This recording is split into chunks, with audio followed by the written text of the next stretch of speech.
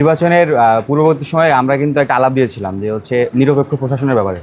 তো আমরা দেখেছি যে ঢাকা বিশ্ববিদ্যালয় এবং জাহাঙ্গীরনগর বিশ্ববিদ্যালয়ে যে ছাত্র সংসদ নির্বাচন হয়েছে সেই জায়গাটি থেকে আমাদের নির্বাচন প্রক্রিয়া নিয়ে একটি বড় ধরনের একটা অভিযোগ আসছে। তো আমরা আমাদের বিশ্ববিদ্যালয়ের প্রশাসন সম্পর্কে কিন্তু আমরা সম্পূর্ণ অবগত। এখানে আমরা বিগত সময়ে আওয়ামী লীগের সময় আমরা দেখেছি যে ক্যাম্পাসে তাদের দলীয় প্রশাসনে কিন্তু একটা জাহির করেছে। তো সেই জায়গাটি থেকে আমরা আমাদের এত বড় অভ্যুত্থান, এত বড় স্যাক্রিফাইসের পরেও আমরা একটি নির্দলীয় প্রশাসন, একদম নিরপেক্ষ প্রশাসন চেয়েছিলাম। কিন্তু সেই জায়গাটি থেকে আমরা দেখছি বড় দুটি দল তারা তাদের মতো করে মানে অনেক এক প্রকার বলা যায় যে ভাগ বাটোয়ারা করে কিন্তু তারা তাদের মতো করে দলীয় প্রশাসনে কিন্তু এই প্রশাসনটিকে রূপদান করেছে। তো সেই জায়গাটি থেকে এখানে লেভেল প্লেইং ফিল্ডের কিন্তু একটা বড় ধরনের ঘাটতি দেখা দিতে পারে।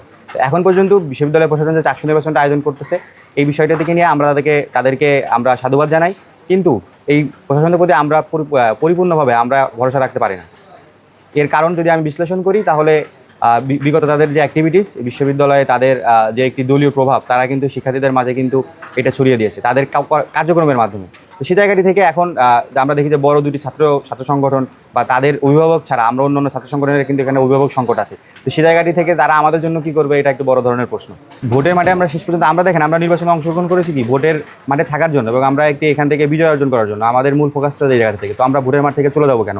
কিন্তু বিশ্ববিদ্যালয় প্রশাসন যদি এখানে একপাক্ষিক আচরণ করে বা যদি কাউকে এক্সট্রা বেনিফিট দিয়ে থাকে তো সেই জায়গাটি থেকে তো নির্বাচনে থাকার প্রশ্ন থাকে না। কিন্তু সর্বোচ্চ গুরুত্বপূর্ণ দিকে এখানে আমাদের ফার্স্ট প্রায়োরিটি থাকবে সে ট্রান্সপোর্টেশন। আমরা জানি যে আমাদের বিশ্ববিদ্যালয়ের শাটল ট্রেনের একটি শাটল ট্রেনের উপরে বেস করে পুরো 28,000 শিক্ষার্থীর কিন্তু যাতায়াত ব্যবস্থা নির্ভর করে। আর বাসের যে আছে শাটল ব্যবস্থা আছে, এই শাটল ব্যবস্থার ভিতরে বাস শুধুমাত্র শিক্ষকদের জন্য আছে। তো আমাদের ফার্স্ট প্রায়োরিটি থাকবে যে বিশ্ববিদ্যালয়ের ট্রান্সপোর্টেশন যেন খুব ভালোভাবে রান করতে পারে।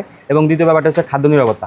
খাদ্য নিরাপত্তার ব্যাপারটা কেন বলতেছি যে আমাদের যে হলগুলোতে যে ক্যান্টিন এবং ডাইনিংয়ে যে খাবারগুলো দেওয়া হয় এগুলো কিন্তু স্বাস্থ্য ঝুঁকি থেকে যায়। তো সেই জায়গাটি থেকে আমাদের খাদ্যের ব্যাপারটি নিয়ে আমরা সর্বোচ্চ গুরুত্ব দেবো এবং শিক্ষার্থীরা যেন মানসম্মত খাবার খাইতে পারে, আমাদের সর্বোচ্চ প্রায়োরিটি থাকবে এই জায়গাটাতে।